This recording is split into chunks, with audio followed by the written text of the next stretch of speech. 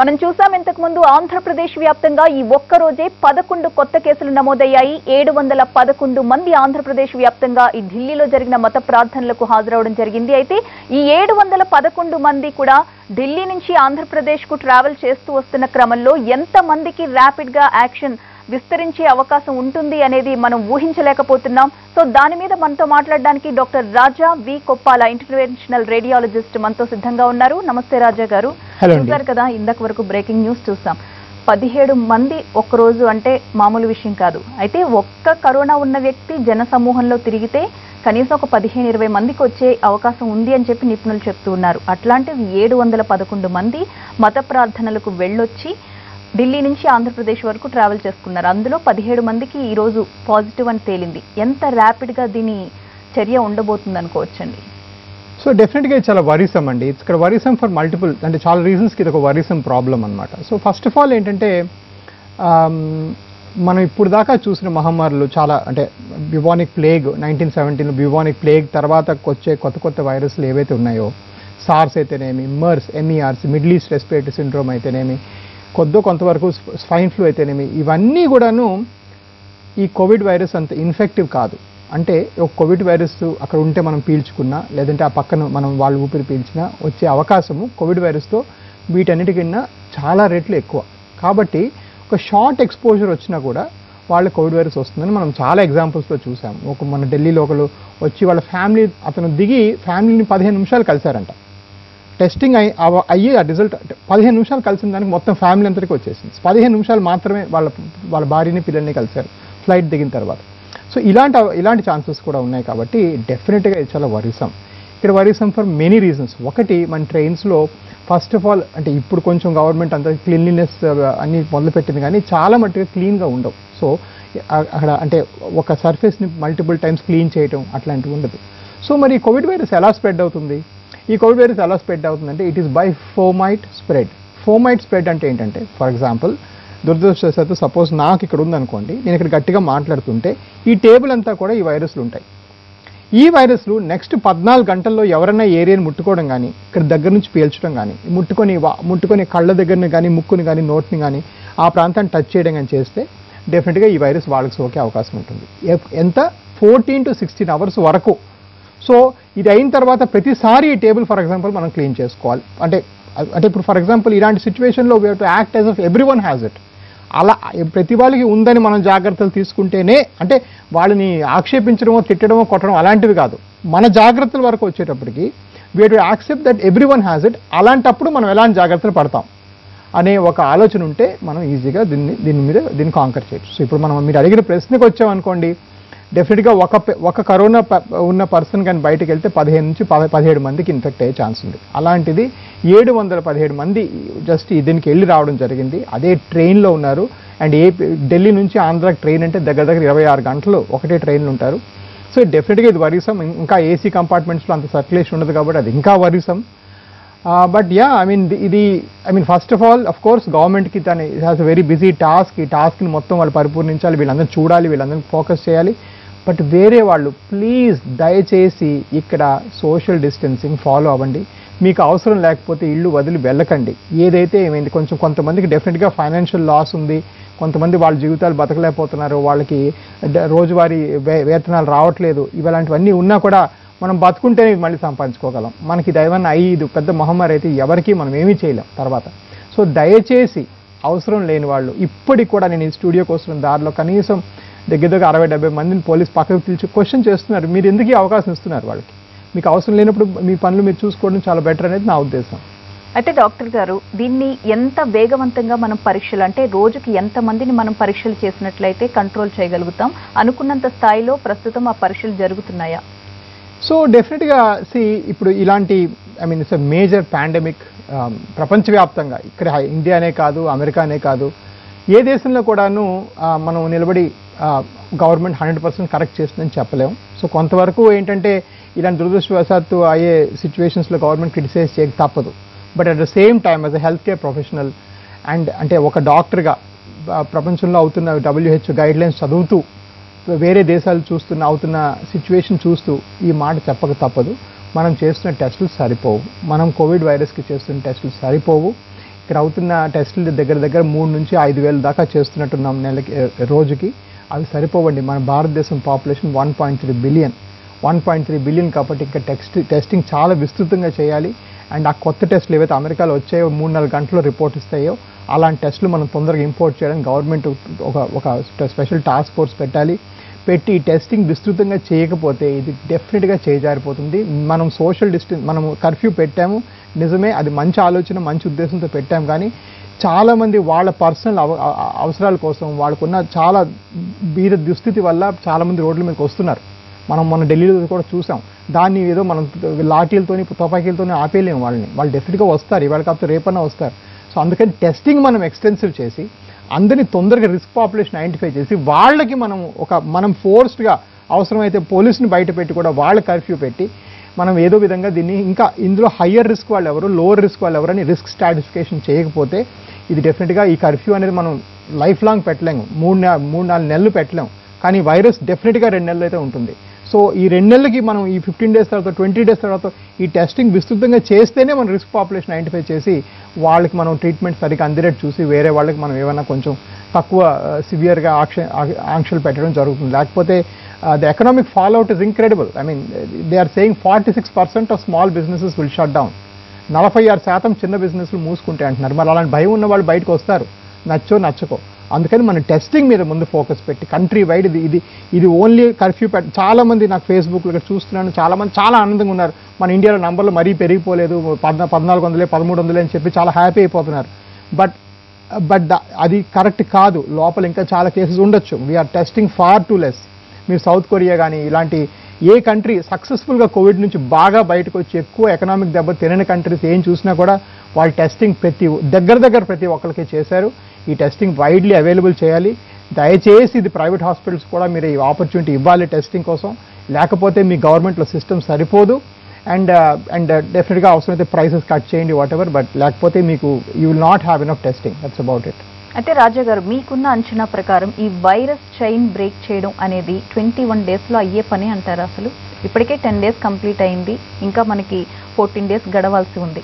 ఈ టైం సరిపోతుందా? రైట్ అండి. సో ఈ టైం వైరస్ చైన్ని సిగ్నిఫికెంట్గా తగ్గించడానికి డెఫినెట్గా తోడ్పడుతుందండి. ఒకవేళ కానీ ఈ కర్ఫ్యూ కానీ పూర్తిగా పరిపూర్ణంగా మనం కానీ దాన్ని ఫాలో అయ్యి దానిలో ఎక్సెప్షన్స్ ఇవ్వకుండా మనం ఫాలో అవ్వగలిగితే డెఫినెట్గా చాలా మట్టుగా ఈ వైరస్ యొక్క ఆ పీక్ ఏదైతే ఉందో, అంటే ఇన్ని వారాల్లో ఇన్ని లక్షల మందికి ఏదో వస్తుందో అది కొన్ని వేల మందికి వచ్చే అవకాశం ఉంది. అఫ్ కోర్స్ అది అంతం అయిపోదండి. ఇక్కడ గమనించాల్సిన విషయం, don't declare victory too early. I'm seeing thousands of post ఫేస్బుక్లోనే, ఎక్కడ పడితే అక్కడ అయిపోయింది, మన ఇండియా చాలా గ్రేట్, చాలా బ్రహ్మాండం చేశారు, ఫారిన్ కంట్రీస్ అంతా మన వైపు చూసి నేర్చుకుంటారు. నిజంగా హెల్త్ కేర్లో మన వైపు చూసి నేర్చుకోవడానికి చాలా తక్కువ ఉందండి. We're a very over populate country. మనకున్న గవర్నమెంట్ వ్యవస్థలు చాలా చిన్నవి, దానికి సరిపోదు. ఏ ప్రపంచంలో ఈవెన్ మిడ్ రేంజ్ కంట్రీతో కంపేర్ చేసినా కూడా మన గవర్నమెంట్ హాస్పిటల్స్ దానికి ఈక్వల్గా ఉండవు. సో దయచేసి ఇక్కడ మనం ఇది సోషల్గానే కాంకర్ చేయాలి, అంటే by social isolation, by following government orders. And డెఫినెట్గా గవర్నమెంట్ మాత్రం దీనిలోకి 3 విధాలుగా హెల్ప్ చేయాలి. 1, టెస్టింగ్ పెంచాలి. 2, ఈ పర్సనల్ ప్రొటెక్టివ్ ఎక్విప్మెంట్ ప్రతి వైద్యుడికి గవర్నమెంట్ తరపున మనం ఇవ్వాలి. ప్రైవేట్ హాస్పిటల్స్, మీరు సపోజ్ ఇప్పుడు ఒక పెద్ద ప్రైవేట్ హాస్పిటల్ దాని యొక్క ఒక లాబీకి వెళ్ళారనుకోండి, ఒక 70-100 మంది హెల్త్ కేర్ వర్కర్స్ ఉంటారు. వీళ్ళందరికీ 3,500 నుంచి 4,000 రూపాయలు పర్ డే అయ్యే పర్సనల్ ప్రొటెక్టివ్ ఎక్విప్మెంట్ ఇవ్వడం ఏ ప్రైవేట్ హాస్పిటల్ తరం కూడా కాదు. ఎందుకంటే అది ఎవరికో ఆ కాస్ట్ వేయాల్సిందే. సో ఇది ఒక రోజు వేసుకొని తీసి పడేయాల్సిన పీపీఈ కాస్ట్ 3,000 రూపాయలు. సో దీని మీద ఫస్ట్ ఆఫ్ ఆల్ చాలా బ్లాక్ మార్కెట్ జరగడం వల్ల ఈ రేట్లు పెరిగినాయి. సో దాన్ని అధిగమించాలి. అండ్ డెఫినెట్గా గవర్నమెంట్ పీపీఈ ప్రొవైడ్ చేయాలి ప్రైవేట్ హాస్పిటల్స్కి. అండ్ ప్రైవేట్ హాస్పిటల్స్ ఒకవేళ మేమైతే ఎలెక్టివ్ సర్జరీస్ ఆపేసాం, బట్ ఎమర్జెన్సీస్ వచ్చినప్పుడు చూడాలి అంటే డెఫినెట్గా ప్రొటెక్టివ్ ఎక్విప్మెంట్ ఉండాలి. అండ్ డెఫినెట్గా ఈ టెస్టింగ్ విస్తృతంగా చేసి అందరికీ అవకాశం ఇవ్వకపోతే ఈ టెస్టింగ్ సరిపోదు. మనకి సరిపోని పక్షంలో ఈ 14, 21 రోజుల తర్వాత మనం ఆ లాక్డౌన్ తీసిన టైంకి అప్పుడు కేసులు బయటకు వచ్చాయి అనుకోండి. ఎందుకంటే మనం టెస్ట్ చేయలేదు కదా, వాళ్ళకి ఉందో లేదో మనకు తెలియదు. అప్పుడు బయటకు వచ్చిందనుకోండి, అప్పుడు డబుల్ పెరుగుతాయి. So we have to test extensively. WHO విపరీతంగా ప్రతి దగ్గర మీ WHO వెబ్సైట్ చూసారంటే అదే చెప్తుంది, టెస్ట్ అని చెప్తుంది. అండ్ నాకు తెలిసి, నాకు అర్థమైనంత వరకు ఇక్కడ టెస్టింగ్ అనేది అడిక్వేట్గా లేదు. అయితే రాజా గారు, ఇప్పుడు ఈ లాక్డౌన్ టైంలో ఇళ్లల్లో ఉండేవారు స్వల్పంగా అనారోగ్యానికి గురైతే ఇది నార్మల్ ఫీవరో లేదా నార్మల్ దగ్గో నార్మల్ కఫమో అనుకుని రెగ్యులర్ టాబ్లెట్స్ యూజ్ చేస్తున్నారు. అది 2వ రోజు 3వ రోజు అయ్యేటప్పటికి వాళ్ళు సందేహపడుతున్నారు. అయితే ఈ పీరియడ్లో ఈ 2-3 రోజుల సమయం ఏదైతే ఉందో ఆ టైంలో కొంచెం అనారోగ్యంగా అనిపించినా ఇంట్లో ఎట్లాంటి జాగ్రత్తలు తీసుకోవాలి, ఇన్ కేస్ అది కరోనా అయినా కాకపోయినా ఇంట్లో వాళ్ళ నుంచి ఎలా దూరంగా ఉండాలి, తమని తాము ఎలా ఐసోలేట్ చేసుకోవాలి ఆ 2-3 డేస్? రైట్ అండి, ఇది చాలా మంచి ప్రశ్న. బేసిక్లీ మల్టిపుల్ లెవెల్స్లో దీన్ని మనం సోషల్ ఐసోలేషన్ అన్నాము అనేసి మనం ఇంటిని కర్ఫ్యూ విధించాం. కానీ మన ఇంట్లో మన వాళ్ళతోని మన మిక్సింగ్ మాత్రం ఆపలేకపోయాం. అండ్ కొన్ని ఫ్యామిలీస్లో 8-10 మంది కూడా ఉంటారు. లేకపోతే ఈ కరోనా విజృంభించిన తర్వాత చాలామంది ఒక ఇంటికి చేరుకొని పొద్దున పరిస్థితి ఎలా ఉంటుందో అని చెప్పి కూడా కొంతమంది అలాగ ఒక దగ్గర ఉండటం వల్ల డెఫినెట్గా ఒకరికి ఎవరికైనా వస్తే అందరికీ వచ్చే అవకాశం ఉంటుంది. సో డెఫినెట్గా యూ హ్యావ్ టు సో అందులో కూడా ఏమాత్రం అనారోగ్యం ఉన్న వాళ్ళైనా కూడా వాళ్ళు ఒక రూమ్లోకి రిట్రీట్ అవ్వాలి. ఇక్కడ దిస్ ఇస్ నాట్ ఈజీ అండి. ఇది ఎవరికి కూడా ఈజీ టైం కాదు. పేషెంట్స్కి ఈజీ టైం కాదు, ప్రజలకి ఈజీ టైం కాదు, డాక్టర్స్కి ఈజీ టైం కాదు, పొలిటీషియన్ ఎవరికి ఈజీ టైం కాదు. సో ఒక రూమ్లోకి వాళ్ళ మటుకు వాళ్ళు విత్డ్రా చేసుకొని ఉండిపోవడం అనేది ఎవరికి ఈజీ కాదు, ఎవరికి కూడా సుఖం ఉండదు దానిలో. But if you don't do it, మీకున్న మీ బెస్ట్ మీ లవ్డ్ పీపుల్కి అందరికీ మీరు ఇన్ఫెక్షన్ తెచ్చేవాళ్ళు అవుతారు. ఐ మీన్ యూకే నుంచి ఒక డాక్టర్ పోనీ ఏమైనా మామూలు వాళ్ళు కూడా కాదు, డాక్టర్ నుంచి వాళ్ళ నాన్నగారికి ఇన్ఫెక్షన్ వచ్చింది, ఆయన ఇప్పుడు పోయారు, లైక్ హార్ట్ సర్జన్. సో ఏంటంటే యూకే నుంచి వచ్చినప్పుడు డెఫినెట్గా you should follow self isolation. ఇప్పుడు తప్పని చెప్తున్నాం, బట్ డెఫినెట్గా సో అలాంటి సెల్ఫ్ ఐసోలేషన్ పాలసీస్ ఫాలో అవ్వాలి. మీరు డెఫినెట్గా మీ ఫుడ్ అనేది ఒక బయట పెడితే మీరు వెళ్ళి తెచ్చుకోవాలి. అండ్ డెఫినెట్గా యూనో మీ ఫోమైట్స్ మెయిన్గా ఏంటంటే మీ టవల్స్, మీరు వాడే బట్టలు మీకు ఏవి కూడా ఇంకోటి వాడకూడదు until you know what the problem is. And then of course మనం ఏ కారణంగా టెస్టింగ్ చేసి మీకు నెగిటివ్ అని ప్రూవ్ చేస్తే ప్రాబ్లం లేదు. బట్ ఒకవేళ ఏమాత్రం డౌట్ ఉంటే you definitely isolate yourself or seek help and go to the hospital. Problem hospitals ఏంటంటే బికాజ్ గవర్నమెంట్ క్లియర్గా ప్రైవేట్ హాస్పిటల్ గైడ్ లైన్స్ ఇవ్వలేదు కాబట్టి ఒక దగ్గు జలుబుతో మీరు మా హాస్పిటల్కి వస్తే మీకు చూడాలో ఏదో కూడా మాకు తెలియదు. సో మేము వేరే వాళ్ళ దృష్ట్యా మైండ్లో పెట్టుకొని మీ గాంధీలో ఈ ఫెసిలిటీ ఇచ్చారు కదా అని మా హాస్పిటల్లో ఏం వ్యవస్థ పెట్టామంటే మీరు అక్కడికి వెళ్ళి అక్కడ వారిని కలవండి, వాళ్ళు అక్కడ టాస్క్ ఫోర్స్ ఉంది, వాళ్ళు మీకు కోవిడ్ ఉందో లేదో చెప్పగలరు అని మేము చాలామంది పంపిస్తున్నాం. వీళ్ళు ఎలా వెళ్తారు, ఏదో ఆటోలో వెళ్ళి చాలామందికి దారి మధ్యలో కలిసి ఇవన్నీ అవకాశాలు ఉన్నాయి. సో డెఫినెట్గా private hospital more strict guide lines ఇవ్వాలి. మేము ఎవరు చూడాలి, ఎవరు చూడకూడదు, చూసేటప్పుడు ఎంత పీపీఈ వాడాలి, ఒకవేళ పీపీఈ వాడితే ఎవరు దానికి పే చేస్తారు, ఇవన్నీ కూడా చాలా క్వశ్చన్స్ ఉన్నాయి. అండ్ ఇంకా ఆన్సర్స్ మాకు పూర్తిగా రాలేదు. అయితే రాజా గారు ఇక్కడ ప్రాబ్లం ఏంటంటే రోగ లక్షణాలు కనిపించగానే ఇమీడియట్గా ఏదైతే సెంటర్స్ ఉన్నాయో వాటికి కాల్ చేసి మాకు పలానా ఇలా ఉంది మాకు టెస్ట్ చేయండి అంటే వాళ్ళు చేయట్లేదు. ఇది నార్మల్ దగ్గు అయి ఉంటుంది, నార్మల్ ఫీవర్ అయి ఉంటుంది అని లైట్ తీసుకుంటున్నారు. మరికొంతమంది వాళ్ళ ఫ్యామిలీ డాక్టర్స్కి ఫోన్ చేస్తున్నప్పుడు టాబ్లెట్స్ ఇస్తున్నారు, వాళ్ళు వాడుతున్నారు. అలా 2-3 రోజులు ప్రొలాంగ్ అయిపోతుంది టైం. ఈ 2-3 రోజుల్లోనే ఫ్యామిలీ మెంబర్స్కి కూడా వస్తుంది. ఇది ఎక్కడ సరిచేయాల్సిన పరిస్థితి ఉందంటారు? మీరు అన్నట్లుగా టెస్ట్లు అనుకున్న స్థాయిలో జరగట్లేదు. అట్లీస్ట్ వాళ్ళు ఇచ్చిన నెంబర్స్కి కాల్ చేసినప్పుడు కూడా ప్రాపర్ రెస్పాన్స్ లేకపోవడాన్ని మనం ఎలా చూడొచ్చు? అంటే అగైన్ ఇన్ దేర్ డిఫెన్స్ ఇక్కడ ప్రతి వాళ్ళు కూడాను ఇంకో దానికి భయపడి వాళ్ళ పని ఆపేసుకుంటున్నారండి. ప్రైవేట్ హాస్పిటల్స్ ప్రాబ్లం ఏంటంటే ఫర్ ఎగ్జాంపుల్ వీళ్ళకి తెలియకుండా కోవిడ్ ఉంది, మా దగ్గర పీపీఈ ఎక్విప్మెంట్ లేదు, మేమంటే పీపీ వేసుకోకుండా ఇతన్ని కలిసేగానే మమ్మల్ని అందరినీ కూడా ఐసోలేట్ అయిపోతాం కదా అని భయానికి ప్రైవేట్ హాస్పిటల్స్ చూడట్లేదు. ఫండమెంటల్ ప్రాబ్లం ఏంటంటే ఒక 100 బెడ్ హాస్పిటల్స్కి దగ్గర రోజుకి 400 నుంచి 500 పీపీఈ కిట్స్ కావాలి. రోజుకి 400-500 పీపీ కిట్స్ ఏ గవర్నమెంట్ ఇవ్వట్లేదు. అండ్ డెఫినెట్గా 3,000 రూపాయలు పర్ పీపీ కిట్ పెట్టుకొని హాస్పిటల్ రన్ చేసే అవకాశం లేదు. సో అందరూ ఏం చేస్తున్నారు, బయట లెవెల్లోనే స్క్రీనింగ్ పెట్టేసి బాబు మీకు ఇది లేదు కాబట్టి మీరు ఏమైనా ఎమర్జెన్సీ ఉంటే ఇదే అంటే నాన్ కోవిడ్ రిలేటెడ్గా ఏమైనా ఉంటే ఫర్ ఎగ్జాంపుల్ మా హాస్పిటల్లో కాళ్ళ సంబంధం కానీ వాస్కులర్ సమస్యలు కానీ ఇవన్నీ ఉన్నాయంటే మీరు రండి అని బయటే ఆపుతున్నాం.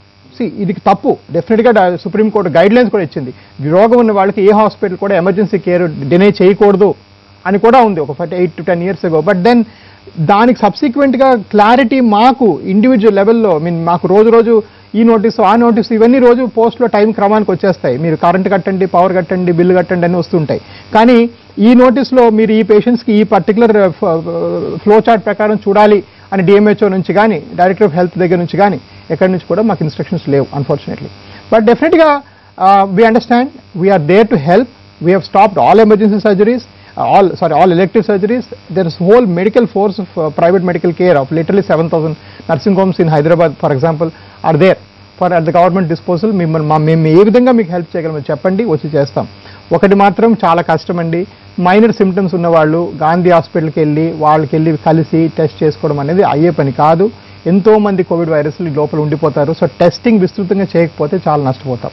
ఓకే, అయితే మామూలుగా వచ్చే వైరల్ ఫీవర్ కి ఈ కరోనా వైరస్ సోకితే వచ్చే ఫీవర్ కి ఉండే లక్షణాలు ఏ విధంగా ఉంటాయి? 1 నుంచి 6 రోజుల వరకు పేషెంట్స్ తమలో తాము ఎట్లాంటి లక్షణాలు గుర్తించుకోవచ్చు అని అంటారు? సో ఇనిషియల్గా ఏం తేడా ఉండదండి. And probably people say that కొంతమంది మైనర్గా వచ్చే కరోనా వైరస్ ఇన్ఫెక్షన్స్ మనకు తెలియకుండానే వెళ్ళిపోతాయి. సో అందుకే కొన్ని మీరు స్టడీస్ చూసారంటే 60% of American population will get it. అంటే అందరూ వచ్చి ఐసీయూలో పడిపోరు, చాలామంది మైనర్గానే తగ్గిపోతూ ఉంటాయి. అండ్ మనకు చరిత్ర కూడా చెప్తోంది, అంటే మన న్యాచురల్ హిస్టరీ చూసామంటే అది మనకు తెలుస్తోంది. బట్ డెఫినెట్గా 3rd డే 4th డేకి అలాగా మెయిన్ డిఫరెన్స్ ఏంటంటే బ్రీదింగ్ డిఫికల్టీ అండి. మామూలుగా వచ్చే జలుబు దగ్గుకి బ్రీదింగ్ డిఫికల్టీ రాదు. అంటే ఊపిరి తీసుకోవడం కష్టం అవుతున్నట్టు, ఒక ఎయిర్ హంగర్ లాగా, లేకపోతే గాలి పీల్చుకున్నా కూడా పూర్తిగా మనకి ఇంకా తీసుకోవాలని అవసరం వస్తున్నట్టు, లేకపోతే రెస్పిరేటరీ రేట్ పెరుగుతున్నట్టు, ఇలాంటివి ఏమన్నా ఉంటే మాత్రం డెఫినెట్గా ఇట్ ఇండికేట్స్ దట్ ఇది కొంచెం సివియారిటీ పెరుగుతున్నట్టు. అఫ్ కోర్స్ మైనర్ డిఫరెన్సెస్ ఉన్నాయి, బట్ అవి నేను చెప్తే కొంతమంది దే మే అజ్యూమ్ దట్ నేనే సెల్ఫ్ మెడిసిన్ చేసుకుంటాను. నేను I'm little cautious to tell. అంటే కొంత డ్రై కాఫ్ ఎక్కువ ఉంటుంది, కొంచెం మామూలు వెట్ కఫ్ ఉంటే కోవిడ్ కాదు, ఇలాగ 8-10 డిఫరెన్సెస్ ఉన్నాయి ఒక ట్యాబ్లెట్ కాలంలో. బట్ అది చెప్పి నాకు మిస్లీడ్ చేసుకుని వాళ్ళు సెల్ఫ్ డయాగ్నోస్ చేసుకోవడం కూడా ఇష్టం లేదండి. బట్ ఫండమెంటల్ అంటే మీరు ఏదైనా రెగ్యులర్ దగ్గు జలుబు మామూలు వైరస్ అయితే మీకు డెఫినెట్గా 3rd day కలాగా improvement, 2nd day 3rd డేకి ఇంప్రూవ్మెంట్ రావాలి. డెఫినెట్గా ఫీవర్ చాలా తక్కువ ఉంటుంది, కొంచెం బాడీ ఏక్స్ ఉంటాయి. అండ్ ఫీవర్ పెరుగుతూ దాంతోపాటు రెస్పిరేట్ డిస్ట్రెస్ ఉంటే మాత్రం డెఫినెట్గా you to seek medical attention. And medical attention తీసుకున్నప్పుడు గాంధీ హాస్పిటల్కో లేదా గవర్నమెంట్ హాస్పిటల్ వెళ్ళడం కష్టమైనా కూడా వెళ్ళాలి. మీకోసం కాకపోయినా మీ చుట్టుపక్కల ఉండే వాళ్ళ సేఫ్టీ కోసం కూడా మీరు వెళ్ళాలి. మీరు అక్కడే ఉంచి పెంచుకుంటూ ఉంటే ఇంకా అందరికీ స్ప్రెడ్ అయిపోతుంది. అంటే సివియర్ పేషెంట్ ఇంకా ఎక్కువ వైరస్ సెక్రీట్ చేస్తారు, ఎక్కువ జబ్బు ఉన్న వాళ్ళు ఎక్కువ వైరస్ సెక్రీట్ చేస్తారు. సో మీరు వేరే వాళ్ళకి ఇన్ఫెక్ట్ చేసే అవకాశం కూడా ఇంకా పెరుగుతుంటుంది. So definitely you'll have to take appropriate steps for that. అయితే మనకి మీరు అన్నట్లుగా బ్రీతింగ్ ప్రాబ్లం ఉన్నా లేకపోయినా కూడా, అంటే 3rd డే వరకు కూడా దాని గురించి మనం వెయిట్ చేయకుండా ఎప్పుడైతే మనలో రోగ లక్షణాలు ఉన్నాయో అప్పుడే ఐసోలేట్ అయిపోవడం అనేది బెటర్. అబ్సల్యూట్లీ ఐసోలేట్ అయిపోవాలి, but and also medical attention తీసుకోవాలి. ఐసోలేట్ అయిపోయి మీరు ఎవరికి చెప్పకుండా మీరు సిక్ అయిపోయినా కష్టమే కదా. So both isolate but seek medical attention. Definitely don't, అంటే కోవిడ్ అదే అంటున్నాను. సో అందరూ కూడా, అంటే entire population of India should think నాకు కోవిడ్ ఉంటే ఏం చేస్తాను అని ఆలోచిస్తూనే చేయాలి. అంటే ఫర్ ఎగ్జాంపుల్ నేను ఇది ముట్టుకోను, నాకు కోవిడ్ వచ్చే అవకాశం ఉంది. సో అలాగా ప్రతి వాళ్ళు ఆ జాగ్రత్త ఉండాలి. కోవిడ్ జలుబు దగ్గు వచ్చిన వాళ్ళు ఐసోలేటే కాదు, వేరే వాళ్ళు కూడా పని లేకుండా, సపోజ్ మీకు ఐటీ జాబ్ ఉంది, మీరు you can do everything from home, then don't mix with too many people. ఒక దగ్గర ఉండండి, ఏదో do anything that pleases you, but don't go out and keep mixing with people. So ఈ mix అయ్యే people 2 రకాలు మనం చెప్పినట్టుగా. ఒకటి మీకు బాగా తెలిసిన వాళ్ళు, ఎవరిదైతే ఫ్యామిలీ హిస్టరీ అంటే ట్రావెల్ హిస్టరీ అంతా తెలుసో వాళ్ళతో మీరు సిమ్టమ్స్ లేకపోతే మిక్స్ అవ్వచ్చు. కానీ ఎవరిదైతే మీరు వాళ్ళు ఎక్కడెక్కడికి వెళ్తున్నారో తెలీదో, and that includes for example మీ డొమెస్టిక్ హెల్ప్ ఉన్నారు, పని వాళ్ళు ఉన్నారు, పాలాళ్ళు ఉన్నారు, వీళ్ళందరూ ఇవన్నీ అవాయిడ్ చేయండి. బికాజ్ వాళ్ళ తర్వాత ఎక్కడికి తెలీదు. ఇది 2nd లెవెల్ తెలియని వాళ్ళు. 3rd లెవెల్ పూర్తిగా తెలియని వాళ్ళు, like literally you don't know this guy and your meeting right now. ఇది చాలా చాలా తప్పు. గవర్నమెంట్ క్లియర్గా 5 మంది కన్నా ఎక్కువ వదిలి ఉండొద్దని గైడ్ లైన్స్ ఇచ్చింది. ఇంతకన్నా చెప్పలేరండి, వచ్చి కొట్టడం తప్ప ఇంకా చెప్పలేరు. మీరు ఇప్పటికీ పొద్దున చూసారండి, నేను ఇవాళ మార్నింగ్ కొన్ని చికెన్ షాప్స్లో దగ్గర 15 మంది 20 మంది గుమ్ముగూడి పక్క ఉన్నారు. ఆ రోజు చికెన్ తినపోతే ఏం కాదు please. But if you don't, అది చెయ్యకపోతే ఏమవుతుందంటే ఆ 3rd గ్రూప్ ఆఫ్ పీపుల్, అంటే ఇక్కడున్న 14 మంది అండి, మీరు ఒక 15వ పర్సన్ అయితే ఈ 14 మంది ఎక్కడికి వెళ్ళారో మీకు తెలిసే అవకాశం లేదు. వాళ్ళ ట్రావెల్ హిస్టరీ మీకు తెలియదు, వాళ్ళు రోజు ఎవరికి కలుస్తున్నారో మీకు తెలియదు, వాళ్ళ చేతుల్లో ఏం ఫోమైట్స్ చేసుకుంటున్నారో మీకు తెలియదు. కాబట్టి ఇక్కడ అవకాశం వచ్చే ఛాన్సెస్ చాలా చాలా ఎక్కువ. అండ్ ఇదే ఏపీలో జరిగిన దురదృష్టం. ఆఫ్ కోర్స్ వెనక్కి వెళ్ళి మనం చెప్తున్నాం 15 రోజుల క్రితం మనకి విషయం తెలియదు అనేది కరెక్టే. 14 నుంచి 16 తారీఖు అయినట్టుంది ఇదంతా కూడా. బట్ డెఫినెట్గా అప్పుడు కోవిడ్ వచ్చేస్తుందండి. ఆ టైంలో రిలీజియస్ మీటింగ్స్ పెట్టడం కూడా చాలా చాలా దురదృష్టకరం. అయితే రాజా గారు, మనం రెగ్యులర్గా వ్యక్తిగతంగా చేతులు శుభ్రపరచుకోవడం కావచ్చు, శానిటైజర్ వాడడం కావచ్చు, మాస్క్ ఉపయోగించడం కావచ్చు, ఇవన్నీ మనం జాగ్రత్తలు తీసుకుంటున్నప్పటికీ బయట నుంచి ఇంట్లోకి వచ్చే వస్తువులు ప్రతిరోజు కూడా ఉంటాయి. పాల ప్యాకెట్ దగ్గర నుంచి మొదలుకుంటే కూరగాయలు తెచ్చుకుంటూ ఉంటాం బయట నుంచి, అలాగే నాన్ వెజ్ మీరు అన్నట్లుగా వాటి మీద కూడా ఈ వైరస్ ఉంటుంది కదా. ఎన్ని రోజులు వాటి మీద బతికుంటుంది? మనం కూరగాయలు వండుకునేటప్పుడు ఏ రకంగా దాన్ని శానిటైజ్ చేసుకోవాల్సి ఉంటుంది? రైట్ అండి. సో ద లైఫ్ ఏంటంటే డెఫినెట్గా ఒక నాన్ బయాలజికల్ దాని మీద బయాలజికల్ దాని మీద కొంచెం తేడా ఉంటుంది. ఫర్ ఎగ్జాంపుల్ ఈ టేబుల్ మీద ఇలా హార్డ్ సర్ఫేస్ మీద ఈ గాజు మీద వైరస్ పడింది అనుకోండి, ఈజీగా 12 నుంచి 14 గంటలు ఉంటుంది, ఎందుకంటే అది చచ్చిపోయే అవకాశం లేదు కాబట్టి ఆ లోపల. బట్ వేరేస్ సాఫ్ట్ సర్ఫేసెస్ మీద కార్డ్బోర్డ్ మీద ఇలాంటి వాటిలో డెఫినెట్గా ఒక 6-8 అవర్స్ ఉంటుందని కొంతవరకు సైన్స్ ఉందన్నమాట. సో వెజిటబుల్స్ మీద probably around 8 to 12 hours 8 to 10 hours ఉంటుందనేది ఒక వెజిటబుల్స్ కానీ ఏదంటే గర్గర్గా ఉండే సర్ఫేసెస్ మీద కొంచెం తక్కువ ఉంటుంది. నౌ హ్యావింగ్ సెడ్ దట్ డెఫినెట్గా ఇంటికి తెచ్చిన తర్వాత అందరూ శానిటైజర్స్, అందరూ ఐసోప్రోపైల్ ఆల్కహాల్ ఇవన్నీ వాడటం కష్టం. సింపుల్ సోప్ అండ్ వాటర్తోని ఒక బకెట్ నిండా వాటర్ తీసుకొని సోప్ అండ్ వాటర్ తీసుకొని మొత్తం ప్రతి వెజిటబుల్ స్క్రబ్ చేసేసి ఎండ్లో ఒక హాఫ్ అన్ అవర్ ఎండ్లో కానీ లేకపోతే డ్రై సర్ఫేస్ పెట్టి అది ఎండ పెట్టేసి ఫ్రిడ్జ్లో స్టోర్ చేసేసేయండి. Okay, so simple as that. పాల ప్యాకెట్లు అలాంటివి ఏవి ఇంటికి వచ్చినా కూడా అగైన్ మీరు పట్టుకొని శుభ్రంగా సర్ఫేస్ని ఒక ఐసోప్రోపైల్ ఆల్కహాల్తో కానీ లేకపోతే ఈవెన్ సోప్ అండ్ వాటర్తో వాష్ చేసేయచ్చు. సెల్ ఫోన్ సర్ఫేసెస్ ఇప్పుడు మీకు యూట్యూబ్ కానీ వీడియో ఏం చూసినా కూడా సెల్ ఫోన్స్ ఎలా క్లీన్ చేయాలో క్లియర్గా ఇన్స్ట్రక్షన్స్ ఉన్నాయి. అది ఏంటంటే ఐసోప్రోపైల్ ఆల్కహాల్ అంటే దాంతో ఈజీగా క్లీన్ చేసేసేయచ్చు. So surface cleaning very important. But ఇది దీంతో పాటు మీరు బయటికి వెళ్ళకండి, బట్ బయటికి వెళ్ళి వచ్చిన ప్రతిసారి ఫ్రంట్ రూమ్లోనే బట్టలు మార్చుకోవాలి. ఓకే, సో ఫస్ట్ రాగానే చేతులు కడుక్కోవాలి. ఐడియల్లీ ఫుల్ స్లీవ్స్ వేసుకోండి. మీరు ఫుల్ స్లీవ్స్ వేసుకోలేకపోతే హాఫ్ స్లీవ్స్ ఉంటే ఇక్కడ దాకా చేతులు కడుక్కోవాలి. ఐడియల్లీ చేతులు కడుక్కున్న తర్వాత స్నానం కూడా చేసేస్తే బెస్ట్. వెళ్ళొచ్చిన ప్రతిసారి మీరు వాడిన బట్టలు బయట పెట్టేసేయండి. ఆడవాళ్ళు బయటికి లూజ్గా ఇలా హెయిర్ వేసుకోకుండా ముడులు కట్టుకొని దాన్ని అంటే as least possible surface area expose అవ్వాలి బయటికి, లీస్ట్ పాసిబుల్ సర్ఫేస్ ఏరియా. దాని మీద పడే ఫోమైట్స్ని మనం ఎక్స్క్లూడ్ చేసుకోవాలి. ఈ రెండు ప్రిన్సిపల్స్ ఫాలో అవ్వాలి.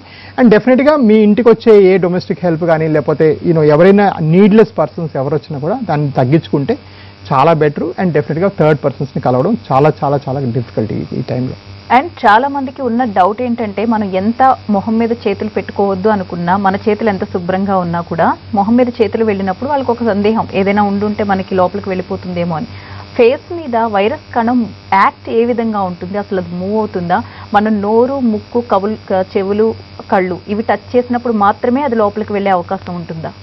రైట్ అండి, చాలా మంచి ప్రశ్న యాక్చువల్లీ. సో ఏమైందంటే బేసిక్లీ మనం ఈ కోవిడ్ మొదటి నుంచి కవరేజ్ చేస్తున్నప్పుడు it is transmitted by fomites. So ఈ కోవిడ్ వైరస్ అనేది ఆల్మోస్ట్ 30,000 డాల్టన్స్ అంటే చాలా లావుగా బరువుగా ఉంటుంది. సో ఇలాగ గాల్లో ఇలాగ వచ్చి ఎక్కడో ల్యాండ్ అయిపోతుంది. అది గాల్లో ఎక్కువసేపు సర్క్యులేట్ అవ్వదు అనమాట.